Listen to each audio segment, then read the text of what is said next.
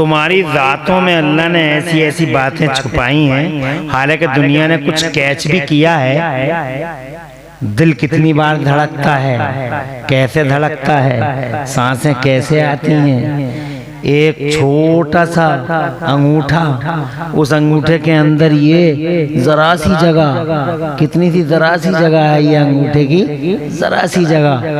और इस जरा सी जगह में मेरे रब ने क्या कमाल किया, क्या कमाल किया। दुनिया में 8 अरब लोग, दुनिया में 8 अरब लोग, अब पहले के और अब के बाद के भी और पूरी दुनिया में यूं मान के चलो मिलियनों लोग, बिलियनों लोग। 8 अरब के 16 अरब अंगूठे, हर अंगूठे के अंदर निशान अलग। बेशक वाह, ये पकड़ ली साइंस वालों ने। इसीलिए सिग्नेचर कितना ही बढ़िया करोगे, अंगूठा जरूर लगेगा। कुछ समझ में आई? मेरा अल्लाह फरमाता वफी अनफुसिकुम अफला तुबसिरून, क्या तुम अपनी जातों के अंदर गौर नहीं करते कि हमने कैसा सिस्टम तुम्हारे वजूदों को अता फरमाया। वाह वाह, सुभान अल्लाह।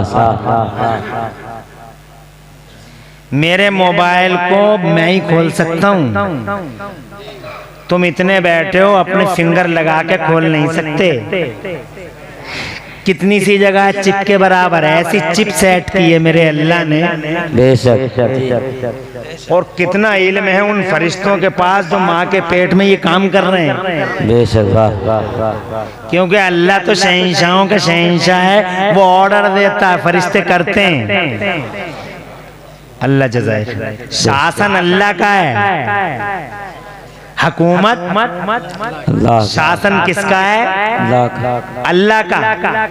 अल्लाह आबाद रखे। शासन अल्लाह का, अल्लाह शहंशाहों का शहंशाह। अपना निजाम चलाने के लिए दुनिया में उसने महबूब दिया। बेशक बेशक। वो पूरी दुनिया का पहला प्रधानमंत्री। बेशक। जोर से। अल्लाह का और रसूल का शासन चेंज नहीं होंगे। अल्लाह रसूल का शासन,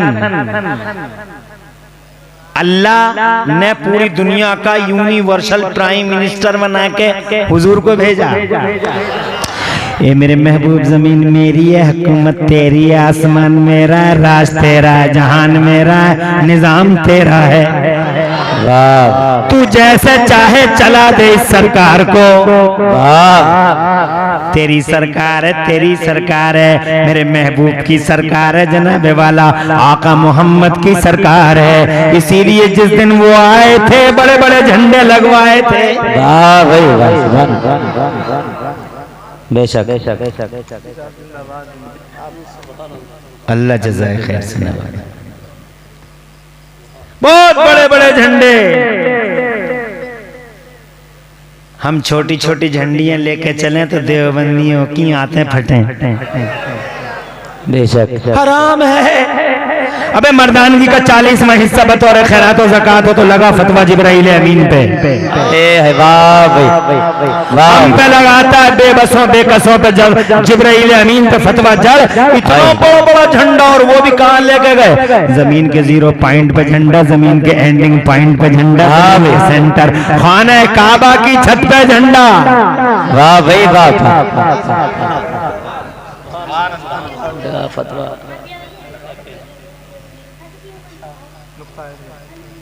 इधर देख, ऐसे ही देखता रहे।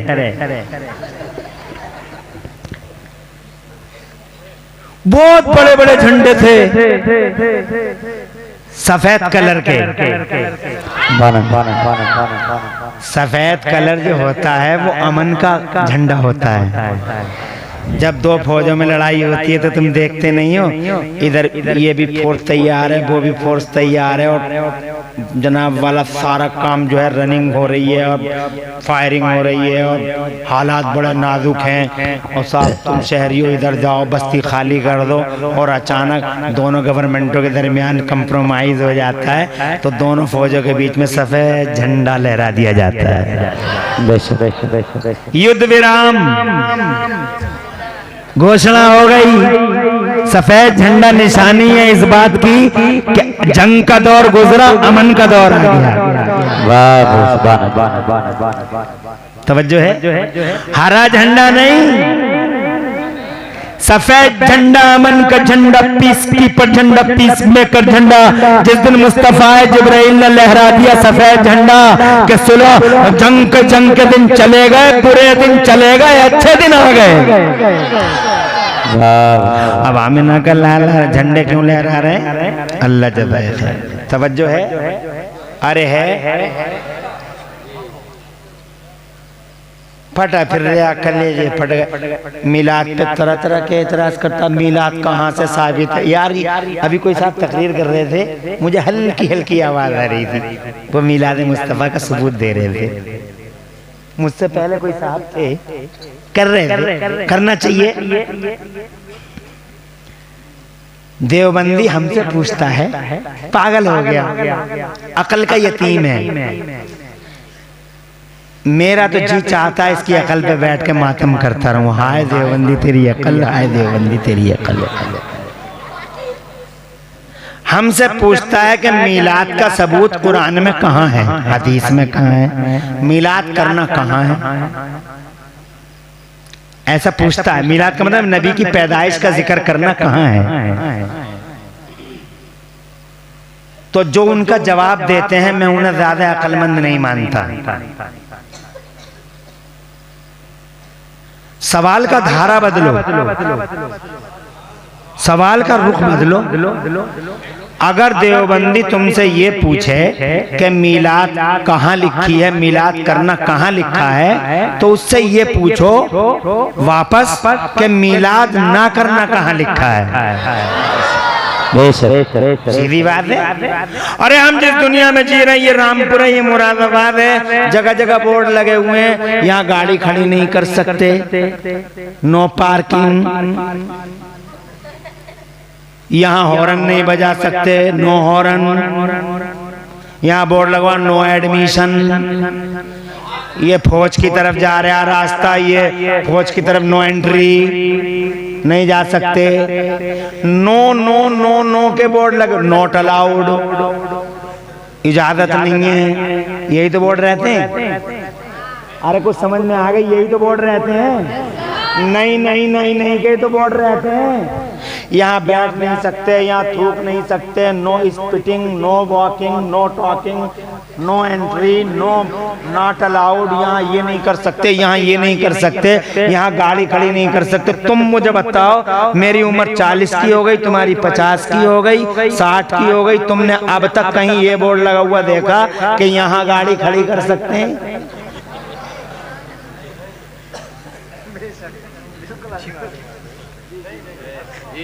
कुछ समझ में आ रही है? मौलाना हारून नईमी दामजिल्लो का लाली, पुराने यार हैं, सब मिल गए। अरे तुमने देखा अगर गवर्नमेंट इतने बोर्ड लगाए कि यहाँ खड़ी कर सकते हो, यहाँ खड़ी कर सकते हो, यहाँ खड़ी कर सकते हो, यहाँ खड़ी कर सकते हो, यहाँ खड़ी कर सकते हो, तो बोर्ड में ही रह जाएगी पूरे 5 साल की सरकार। कुछ समझ में आ गई? गाड़ी खड़ी कहाँ की जाए इसका बोर्ड नहीं लगता, गाड़ी कहाँ ना खड़ी की जाए इसका बोर्ड लगता है। तवज्जो है? अब आप कुरान शरीफ पे आ जाइए और नबी की हदीसों में आ जाइए, वहां लंबे लंबे बड़े बड़े बोर्ड लगे हुए हैं, काहे के ये ना किया जाए, करने के बोर्ड नहीं है। बेशक समझो है, ना करने के बोर्ड लगे हुए हैं। शराब नहीं पीना, हुर्रिमत अलैकुमुल खम्र, शराब नहीं पीना, वल मईता, मुर्दार नहीं खाना, वद्दम, खून हराम है, वद्दमुल मस्फूह, बहता खून हराम है, हुर्रिमत अलैकुमुल खम्र वल मईततो वद्दमु, जनाब वाला ये हराम के बोर्ड लगे हुए हैं। ये हराम है, कत्ल हराम है, जुआ हराम है, शराब हराम है, फला चीज हराम है, मगर हलाल होने का बोर्ड कहीं नहीं है। इन हरामों के अलावा जो कुछ है वो हलाल है। जोर से बोलो। बेशक पागल हो गया देवबंदी पूछता है मिलाद का करना कहाँ लिखा है? अबे जाहिल, ये पूछ मिलाद ना करना, बोर्ड बड़ा बड़ा लिखा है कुरान में कि ये हराम है वो हराम है। उन हरामों की लिस्ट में मिलाद का बयान दिखा। तेरी अब्बा में दम हो, तेरी माँ ने दूध पिलाया हो, तो उन बोर्डों में ये बोर्ड दिखा कि मिलाद पढ़ना हराम है। वाह भाई, नारे तकबीर, नारे रहमत, जश्न ईद मिलादुन नबी मुफ्ती इमरान हनफी साहिब की औलाद। फातिहा पढ़ना हराम है, सलाम पढ़ना हराम है। हिम्मत हो तो दिखा। कुछ समझ में आ गई? अब मुझे बताओ, अगर हर चीज का अलग अलग अलग अलग बोर्ड लगे तो 30 पारे तो कम पड़ जाएंगे। अगर हर चीज का, अरे भाई बर्फी का, वो फीकी बर्फी का, मीठी बर्फी का अलग बोर्ड लगेगा, समोसे का अलग लगेगा, जनाब वाला केले का अलग लगेगा, छिलके के साथ खाना कैसा, बादाम छिलके के साथ खाया जाए या बगैर छिलके के साथ खाया जाए, खीर में डाल के खाया जाए, बगैर खीर के खाया जाए, और जनाब वाला चिलगोजा कैसे खाया जाएगा, दूध से खाया जाएगा या पानी से खाया जाएगा। अगर इन हलाल चीजों के बोर्ड लगे तो 30 पारे कम नहीं पड़ जाएंगे? कुछ समझ में आ गई? अगर कोई ये पूछता है कि मीलाद का पढ़ना कहाँ लिखा है, न कोई मौलवी जवाब दे, न कोई फकीह जवाब दे, बल्कि चेहरे का तेवर बिगाड़ के नबी के गद्दार गुस्ताख अय्यार को इत्तनाक अंजाम की वही सुनाते हुए उससे पूछे कि पूरे 30 पारों में ये बता मिलाद ना पढ़ना कहाँ लिखा है? नबी की हदीसों में लिखा कि मिलाद ना पढ़ना कहाँ लिखा है, फातिहा ना पढ़ना कहाँ लिखा है, सलाम पढ़ना ना कहाँ लिखा है। ना के बोर्ड होते हैं, हाँ का कोई बोर्ड नहीं होता।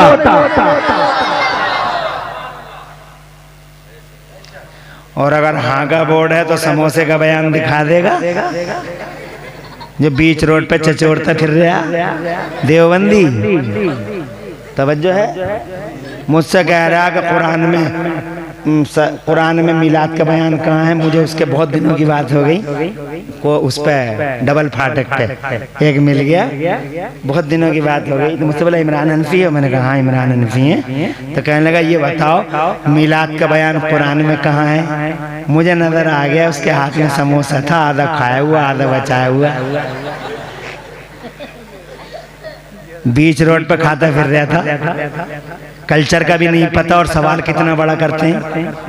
न खाने की तमीज, न पीने का सलीका, न जीने का शऊर, कुत्तों की तरह खड़े खड़े खाते हैं रोडों पर और बातें करते हैं मुस्तफा जान रहमत की अजमत की। अबे शान है, पूछ मुस्तफा जान रहमत, तू मुझे बता ये जो बीच रोड पे समोसा खाते फिर रहा इसका बयान कुरान में कहाँ लिखा है?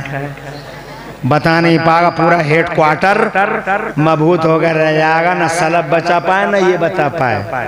तवज्जो है? सहारनपुर से लेकर नजद तक कोई भांग खाया हुआ मुफ्ती बता नहीं सकता समोसे का पार्टिकुलर बयान कहाँ लिखा है। तवज्जो है? हाँ का बोर्ड नहीं होता, ना का बोर्ड है, और उस ना के अलावा जो कुछ है वो हाँ है। बेशक सीधी बात है। अरे भाई हम तोप खाने में गाड़ी खड़ी कर सकते हैं इसलिए कि वहाँ बोर्ड नहीं लगा हुआ है। हम जनाब वाला बिलासपुर गेट पे गाड़ी खड़ी कर सकते हैं क्योंकि बोर्ड लगा हुआ नहीं है। हम जनाब वाला रोडवेज के पास गाड़ी खड़ी कर सकते हैं, रोड लगा वो बोर्ड लगा हुआ नहीं है। लेकिन म्यूनिसिपैलिटी पे नहीं कर सकते, वहाँ लिखा है नो पार्किंग। शहर में ऐसी जगह कम होती हैं। बहरहाल बात समझ में आ गई। मिलाद मुस्तफा का सबूत मत दो। तवज्जो है। अब जब जनाबे वाला मैं ये कहना चाहता था कि आए मेरे मुस्तफा, बड़े बड़े झंडे लगा दिए, झंडियों पे फतवे लगा, झंडे पे फतवा। क्यों लगाए गए झंडे?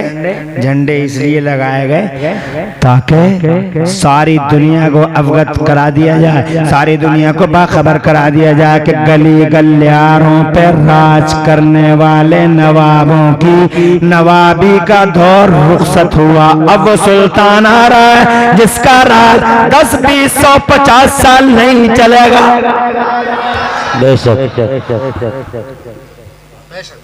सिर्फ मक्का और मदीना पे नहीं चलेगा, एक गली एक गलियारे पे नहीं चलेगा, बल्कि क़यामत तक अरब से लेके अजम तक, हिल से लेके हरम तक, खुश्की में, तरी में, जंगल में, मंगल में, आबादी में, वीराने में, जमीन में, आसमान में, फिजाओं में, खलाओं में, हवाओं में, पूरी दुनिया में एक साथ क़यामत तक अब अगर किसी का राज चलेगा तो मेरे मोहम्मद का राज चलेगा। ताज सजेगा मोहम्मद का, झंडा उठेगा मोहम्मद का, और डंका बजेगा तो पूरी दुनिया में मेरे मोहम्मद का डंका बजेगा। बरेली वाले कहते हैं आला हज़रत इमाम अहले सुन्नत मुजद्दिद दीन व मिल्लत मोहसिन अहले सुन्नत आफत जाने वहाबियत सैयदना इमाम अहमद रजा मुहद्दिस बरेली फरमाते हैं कर्नो बदली रसूलों की होती रही, चांद बदली का निकला हमारा नबी। सरवर कहूं के मालिको मौला कहूं तुझे, बागे खलील का गुले ज़ेबा कहूं तुझे, और या रसूल अल्लाह तेरे तो वस्फ़ तनाही से है बरी, हैरान हूं मेरे शाम में क्या क्या कहूं तुझे। खुदा की कसम पूरी दुनिया की ज़िम्मा में इक़्तिदार मुस्तफ़ा के हवाले कर दी गई। शासन या तो अल्लाह का है या फिर मुस्तफा का है। अब मुस्तफा जाने रहमत प्रधानमंत्री बन के आ जनाब वाला इसकी आवाज बढ़ा दे और इको कम कर दे।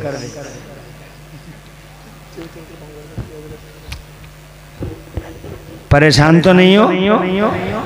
बिल्कुल आवाज बढ़ा दे, ऐसी दूर से कैच करना चाहिए। रोजाना के जलसे होते हैं, माइक पे मुंह रख के बोल नहीं सकते वरना फिर एक ही दिन के हो जाएंगे। पता चला इसी मजरे के हो गए।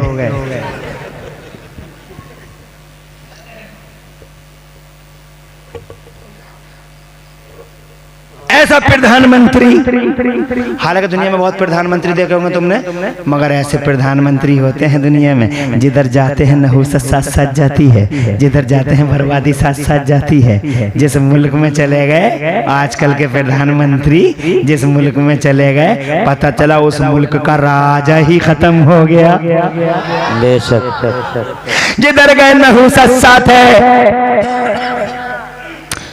मगर मेरा ऐसा प्रधानमंत्री है, यूनिवर्सल प्राइम मिनिस्टर ऐसा है कि जिधर गया अल्लाह की कसम बरकत साथ लेके जाता है, रहमत साथ जाती है। मेरे आला हज़रत फरमाते हैं नेमतें बांटता जिस समत वो ज़ीशान गया, नेमतें बांटता जिस समत वो ज़ीशान गया, साथ ही मुंशी रहमत का कलम लान गया। अब जनाबे वाला मेरे नबी आ गए, यूनिवर्सल प्राइम मिनिस्टर बना के भेज दिया। शासन उनका है और प्रशासन जनाबे वाला फरिश्तों का है। यही तो मैं कह रहा था। मगर एक बात और चलते चलते बता दूं, शासन अल्लाह का, मदीने वाले नबी का, बल्कि कुरान में अंदर ही अंदर इशारा भी हो गया। कहो तो 2 आयतें सुनाता हूँ, मजा आ जाएगा। अल्लाह फरमाता कुरान शरीफ में, देखो एक इल्मी बात सुना रहे हूँ मजरे में, मुझे पता है कि यहाँ कुछ लोग इल्म से भी मोहब्बत करते हैं, कुछ लोग हैं जो इल्मी बात भी सुनना पसंद करते हैं। एक इल्मी बात सुनाता हूँ, याद रखने के काबिल बात है, और ये बात मेरी नहीं, एक समंदर से ली है मैंने जो इल्म का समंदर है। तुम सुनोगे तुम्हारा ईमान ताज़ा हो जाएगा। हालांकि देवबंदी इन आयतों को सीधा सीधा पढ़ते हैं और मिसगाइड करने की कोशिश करते हैं। आयतें दो हैं, एक आयत है, सुने गौर से सुन रहे हैं ना, एक आयत है वलिल्लाहि मकालिदुस समावाति वल अर्द, और अल्लाह ही के लिए हैं आसमानों और ज़मीनों की चाबियां। एक आयत तो ये है। तो देवबंदी सीना चौड़ा करके कहता, देखो अल्लाह ही के लिए और किसी का नहीं है मामला, और अल्लाह ही के लिए है आसमानों और जमीनों की चाबियां। तो सीना चौड़ा करके कहता है, देखो हम तो पहले ही कह रहे थे अल्लाह का ही है और किसी का कुछ नहीं है। और एक आयत और है, वो आयत ये है व इंदहु मफातिहुल गैब, और उसी के पास है गैब की चाबियां। तो सीना चौड़ा करके कहता है, हम तो पहले ही कहते अल्लाह के पास है, अल्लाह के पास है और कोई कुछ नहीं है, वैल्यू किसी की नहीं है, किसी की कोई इमेज नहीं है, अल्लाह ही अल्लाह, अल्लाह ही अल्लाह, अल्लाह ही अल्लाह, अल्लाह ही अल्लाह। मगर इन्हीं दोनों आयतों के अंदर जिन आयतों को देवबंदी उल्टा इस्तेमाल कर रहा है, इन्हीं आयतों के अंदर गहराई में उतरे हैं बरेली के आला हजरत। इल्म का इमाम कहो जिंदाबाद, इल्म का समंदर कहो, आला हजरत बिला वजह आला हजरत नहीं है। बेशक आज कुछ लोगों के पेट में दर्द होता, आला हजरत क्यों, आला हजरत क्यों? अबे तू क्या जाने जाहिल, बेशक जहालत का पुलंदा सर पे बांध के तू क्या समझेगा आला हजरत को? इल्म वाले पहचानते हैं इल्म वालों को, जौहरी जानता है हीरे की कदर, बंदर क्या जाने अदरक का मजा। बेशक जी जी बिल्कुल। बंदर को अगर अदरक मिल गया सूंघ साँक के फेंक देगा। अदरक की कीमत आप समझे मौलाना याकूब से, 2 रुपए का अदरक लाए, घर में रखा, तबीयत हुई घर चले गए, एक मिलाद पढ़ दी, मिलाद पढ़ के रात के 1 बजे घर पहुंचे, दरवाजा खटखटाया, अंदर से प्यारी प्यारी मौलानी साहिबा हजरत की खिदमत में हाजिर। कहा सर्दी बहुत ज्यादा है, एक काम करो, अभी अभी 2 बज रहे हैं, सर्दी बहुत ज्यादा लग रही है, एक चाय बनाओ, तेज पत्ती डालना। बीवी ने ऑर्डर माना, किचन में गैस खुला और जनाब वाला चाय शुरू। मौलाना की कमरे से आवाज आई, अरे सुन रही हो, वो जो अदरक रखा है वो जरूर डाल देना। रात के 2 बजे अदरक की याद,